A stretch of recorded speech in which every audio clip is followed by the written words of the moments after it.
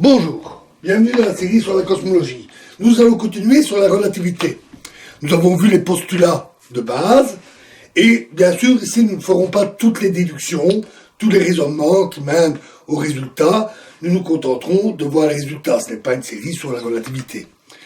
Donc, on va voir quelques conséquences. Alors d'abord, il y a une grandeur qui intervient souvent dans les relations d'études de la relativité, c'est une grandeur appelée facteur gamma. C'est une valeur qui dépend de la vitesse et qui prend une forme comme ceci, donc pour une certaine vitesse. Ceci, c'est la vitesse de la lumière. Là, on a la valeur 1 et la fonction a cette allure-là. Elle diverge et tend vers l'infini quand on approche de la vitesse de la lumière, et au début, elle croît assez peu. Ainsi, à 100 000 km par seconde, un tiers de la vitesse de la lumière, sa valeur ne vaut toujours que 1,06. Ce n'est donc que lorsqu'on est assez proche de la vitesse de la lumière qu'elle prend des valeurs conséquences. Une des conséquences des postulats, on l'a dit, il doit y avoir un remaniement des concepts de l'espace et du temps. Et effectivement, même quand on a synchronisé toutes les horloges selon la procédure que l'on a vue, pour un événement P donné, les coordonnées du temps T et T' seront en général différentes. Cela induit aussi la notion de non-simultanéité, ou plutôt de simultanéité relative, puisque H, donc A, va mesurer le temps avec ses horloges et considérer l'instant T comme simultané avec celui de P, et de même, B fait le même, mais pour lui c'est T' une valeur différente. Comme on a synchronisé les deux horloges, il y a forcément une notion de effet simultané qui varie selon les observateurs. On n'insistera pas plus là-dessus. Un des phénomènes est la dilatation du temps. Si B donc, se déplace avec la vitesse grand V par rapport à A, alors, et que A, donc du point de vue de A, s'il regarde l'horloge de B et qu'il essaye de voir avec quel rythme fonctionne l'horloge de B, il peut le faire bien sûr par échange de signaux en tenant compte du temps que le signal met pour lui parvenir.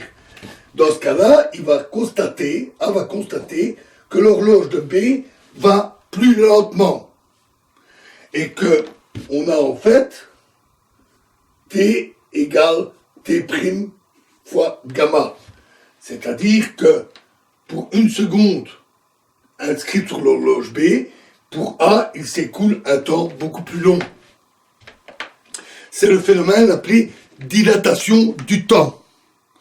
Notons que l'effet est réciproque. Ceci est dû au principe de relativité, l'équivalence des repères. Du point de vue de B, il est immobile par rapport à lui-même, et de son point de vue, c'est A qui se déplace à la vitesse V dans l'autre sens. Et donc, de son point de vue, lui va constater que T' égale T fois gamma. Et on voit qu'il y a le facteur gamma, et donc l'effet est d'autant plus important qu'on approche de la vitesse de la lumière. Notons aussi que ces deux expressions semblent incompatibles.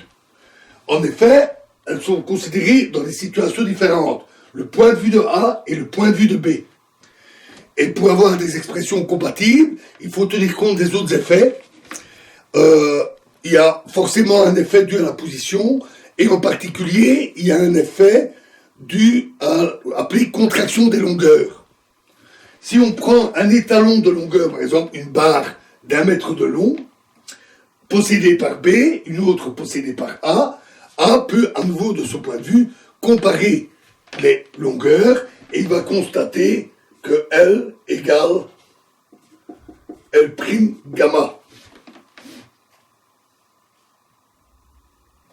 C'est-à-dire que la longueur L' est contractée, la barre des talons du point de vue de A est contractée.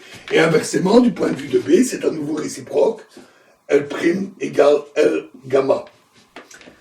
Pour avoir des relations plus générales et compatibles, c'est-à-dire qui peuvent être utilisées indépendamment du point de vue de A ou de B, on doit assembler le tout, et elles se combinent pour donner ce qu'on appelle les transformations de Lorentz. Donc les transformations de Lorentz permettent pour un point P quelconque, qui a comme coordonnée un événement P quelconque qui a comme coordonnée x, y, z, t, pour A, et pour B a comme coordonnée x', y', z', t', les transformations de Lorentz permettent de passer d'un jeu de coordonnées à l'autre, qui était l'objectif d'une théorie de l'espace et du temps, rappelez-vous. Une autre conséquence, c'est quand on prend en compte des effets de la dynamique, c'est-à-dire les effets des forces, de l'énergie, etc. On constate qu'il existe alors une relation entre la masse d'un objet et son énergie. Ainsi, pour un corps au repos, on a la relation E égale mc carré. Relation très connue. L'énergie totale du corps, c'est sa masse fois la vitesse de la lumière au carré. Et j'insiste bien sur le fait qu'il s'agit d'une valeur au repos. Par exemple, notre observateur A observant l'énergie ou la masse d'un corps qui est au repos par rapport à lui. Si on veut tenir compte d'un objet en mouvement, il faut multiplier par le facteur gamma. Cette relation donne des énergies élevées parce que la vitesse de la lumière est grande. Et ici, on l'élève en plus au carré. Et donc, par exemple, pour un électron, au repos, il a une énergie de 512 000 électronvolts. Alors, l'électronvolt est une unité d'énergie. C'est l'énergie qu'il faut pour déplacer un électron dans un potentiel de 1 volt. Et donc, il a une énergie totale de 512 000 électronvolts. Pour comparer, si vous prenez un atome d'hydrogène, vous l'ionisez, c'est-à-dire arracher son électron, cela va coûter 13,6 électronvolts. 13,6 à comparer aux 512 000. Il existe aussi dans la nature des particules dites d'antimatière. En fait, ce sont des particules comme les autres. Ce sont les mêmes particules, mais avec les charges, c'est-à-dire les charges électriques et d'autres charges qu'on rencontre en physique, des charges opposées. C'est la seule différence. Mais elles ont la propriété de pouvoir s'annihiler avec les particules correspondantes de matière. Ainsi, pour l'électron, il existe l'électron E-, charge électrique négative, il existe une particule de charge électrique positive, appelée anti-électron, ou plus communément le positron. Positron pour positif. Et lorsqu'un électron et un positron se rencontrent, ils s'annihilent, alors ils ne deviennent pas du néant, ils se transforment en fait en deux photons, deux ou trois, deux photons typiquement dans le rayonnement gamma, des photons d'énergie, chacun de 512 000 électronvolts. Donc, toute l'énergie de l'électron et du positron est transformée en un photon d'énergie équivalente. Voilà pour la relativité restreinte, nous en savons assez. On va passer maintenant à la relativité générale. Alors, la relativité générale, dans ce principe, est assez simple. Il s'agit de prendre le principe de relativité et de le généraliser à tout repère. Donc on ne prend plus seulement les repères inertiels, on les prend tous.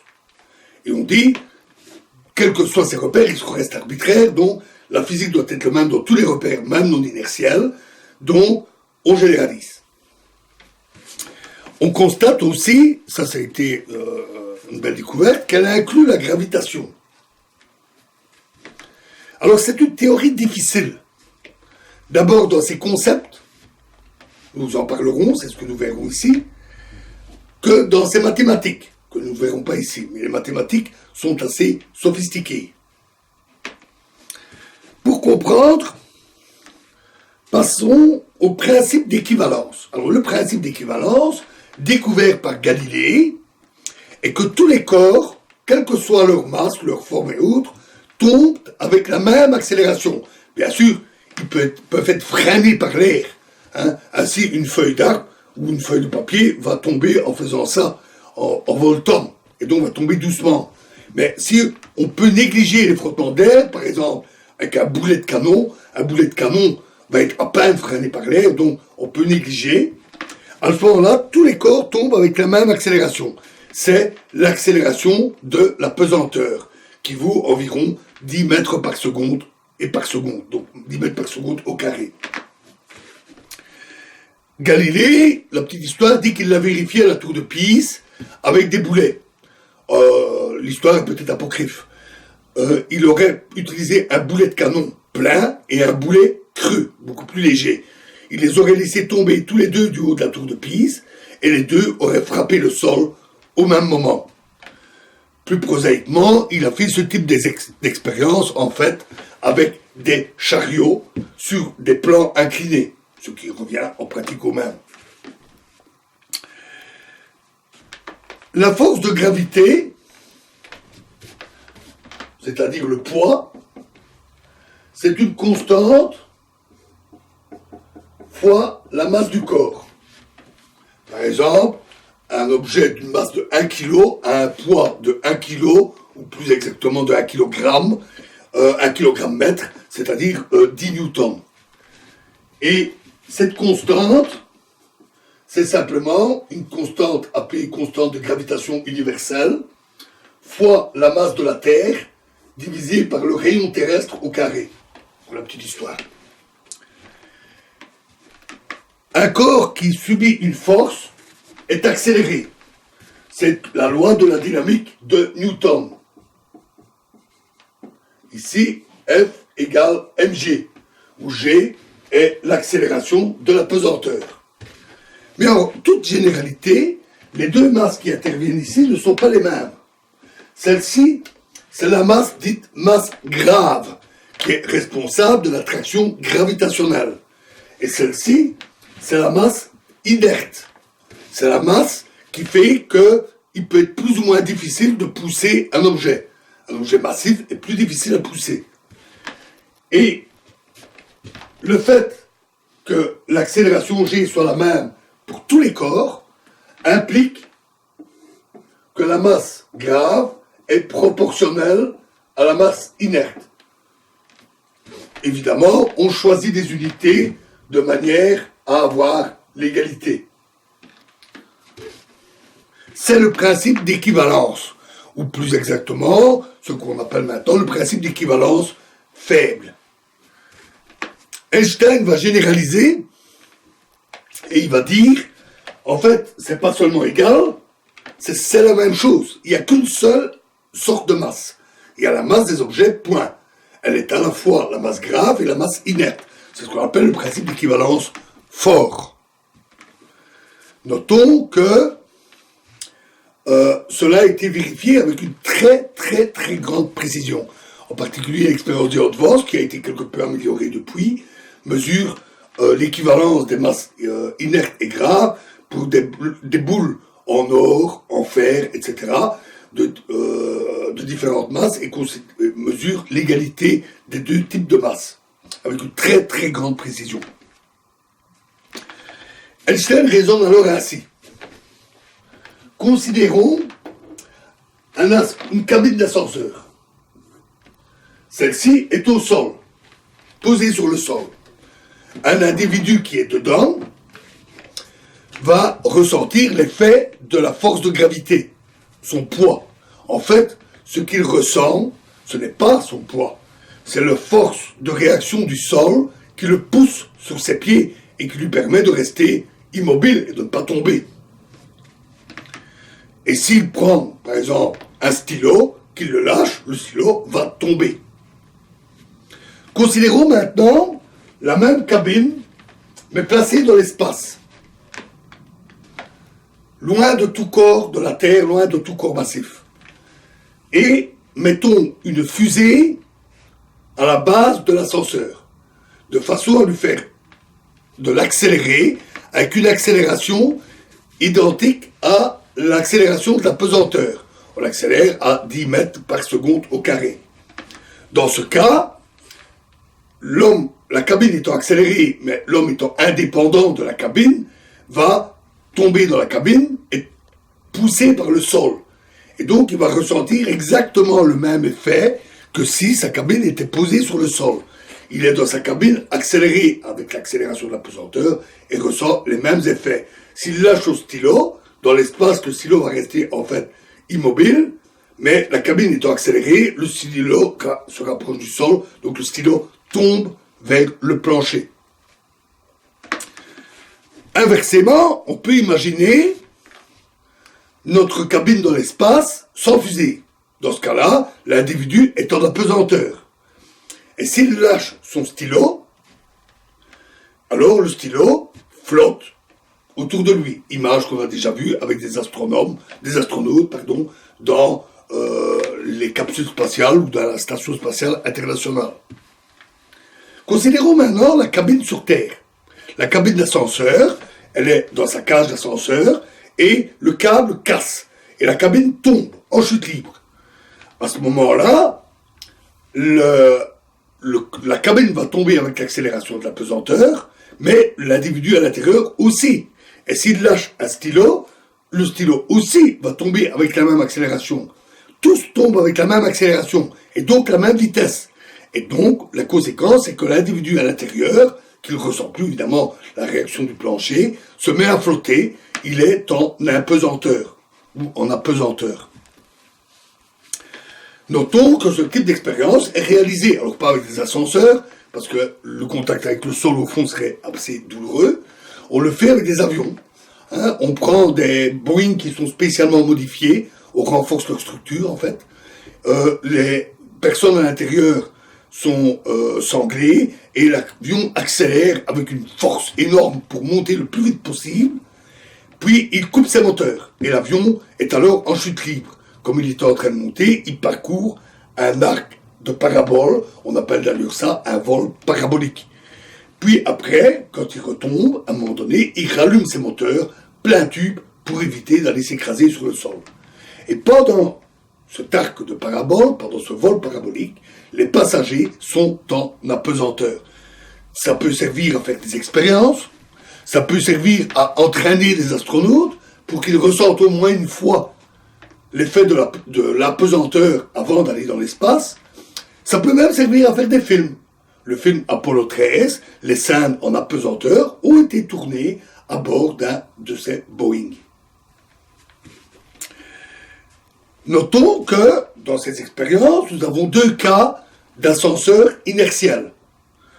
L'ascenseur qui est dans l'espace et qui n'a pas de fusée sous lui ne subit aucune force, il est donc inertiel. Et l'ascenseur qui tombe en chute libre ne subit plus aucune force de réaction du sol, les corps flottent tous à la même vitesse, il est dans la même situation, c'est un objet inertiel. Donc les objets inertiels sont des objets en chute libre. Et cela veut dire aussi que dans la cage d'ascenseur, dans ces deux situations semblables, la relativité restreinte s'y applique. Et donc, Einstein montre ainsi qu'à cause du principe d'équivalence, il y a une équivalence entre la gravité et les accélérations. L'accélération, la gravité au sol est équivalente à une accélération avec des fusées placées dans l'espace. Il y a une équivalence entre accélération et gravité. Toutefois, il n'y a pas identité. Parce que à tout champ d'accélération ne peut pas correspondre de la gravité. Et inversement, si vous avez un objet qui est accéléré, l'accélération est la même partout, alors que la gravité varie de point en point. La variation de la gravité provoque ce qu'on appelle les forces de marée, et donc là, ça ne peut pas être simulé par des accélérations. En tout cas, c'est pas aussi ça. En tout cas, une accélération globale. La comparaison entre gravité et accélération n'est valable que localement dans un voisinage d'un point. Et donc, si on peut identifier les effets de la gravité à des mouvements, alors cela autorise une formulation géométrique de la gravité. Nous allons voir comment. Pour bien comprendre, considérons une autre expérience. On a, à une certaine hauteur, un électron et un positron. Et ceux-ci sont initialement au repos et puis tombent en chute libre. En tombant en chute libre, ils accélèrent, prennent de la vitesse, et donc quand ils arrivent au niveau du sol, leur énergie totale, c'est 2 mc carré, leur masse, c'est l'énergie relativiste, plus l'énergie gravitationnelle qu'ils ont acquise, leur vitesse, leur énergie cinétique qu'ils ont acquise en tombant dans le champ de gravitation. Arrivées au sol, ces deux particules s'annihilent. Elles forment alors deux photons, gamma, de même d'énergie totale égale à l'énergie des électropositons plus l'énergie de cinétique, leur vitesse qu'ils avaient, et on envoie ces deux photons vers le haut, vers l'endroit de départ. Et lorsqu'ils arrivent à l'endroit de départ, on s'en sert pour refabriquer, synthétiser un électron et un positron au repos. Et on se retrouve donc à la situation initiale. Ces deux particules ont une masse, une énergie 2 mc carré. Mais nos photons avaient une énergie 2 mc carré plus l'énergie cinétique, l'énergie de gravitation. Et donc, vu qu'il y a conservation de l'énergie, cela implique qu'en grimpant vers le haut, nos deux photons ont perdu de l'énergie. Les particules en tombant gagnent de l'énergie, les photons en grimpant perdent de l'énergie. L'effet est identique sur les photons et sur des particules.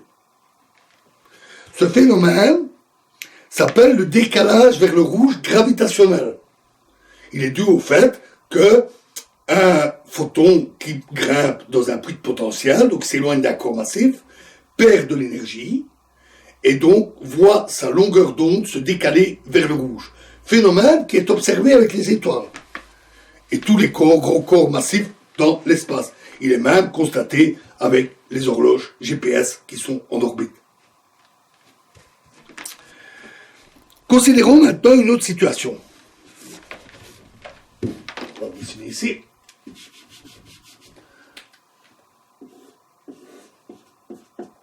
On considère le sol et on trace ici l'axe du temps et l'axe vertical vers le haut. On a une station au sol et une station en altitude. Et on envoie un signal à fréquence nue vers le haut pour synchroniser les horloges. Le signal arrive, évidemment, ça lui prend un certain temps pour arriver à la station en haut. De même, ici, cela prend un certain temps. L'ensemble trace donc un parallélogramme dans le diagramme hauteur-temps.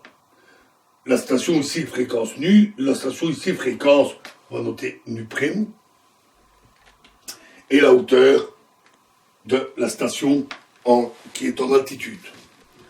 Mais, nous avons la dilatation, le décalage vers le rouge gravitationnel. Ce qui veut dire que la fréquence émise ici sera plus petite en altitude. Et donc, il y aura moins d'impulsion, il y aura il y aura moins d'impulsion ici que ici. Et donc, la durée ici doit être plus courte. Ce phénomène s'appelle dilatation du temps due à la gravité. Dilatation du temps gravitationnelle. Et donc, on a un souci. Parce que les deux lignes ici sont parallèles. Forcément, c'est les trajectoires de deux photons qui grimpent vers l'altitude de la même manière. Les deux lignes ici sont horizontales, donc parallèles. Les deux lignes ici ont même dimension, puisque c'est la hauteur de notre station en altitude. Par conséquent, les lois de la géométrie nous disent que cette longueur-ci devrait être la même que celle-là. Oui, mais la dilatation du temps gravitationnel nous dit que non. Que la longueur ici devrait être plus courte. Comment est-ce possible? Ça signifie que la géométrie, telle que nous la connaissons, la géométrie euclidienne, ici ne s'applique pas. La géométrie qu'on voit à l'école ne s'applique pas ici. On doit avoir une déformation de l'espace décrit dans le diagramme hauteur-temps. L'espace-temps doit être déformé. L'effet est dû à la gravité. Donc, la gravité implique un espace-temps qui est déformé, courbé, non décrit par la géométrie ordinaire. Et c'est ça, en combinaison avec le principe d'équivalence, qui va nous permettre une formulation géométrique de la gravité. Et c'est ce que nous verrons dans la prochaine vidéo. Je vous remercie.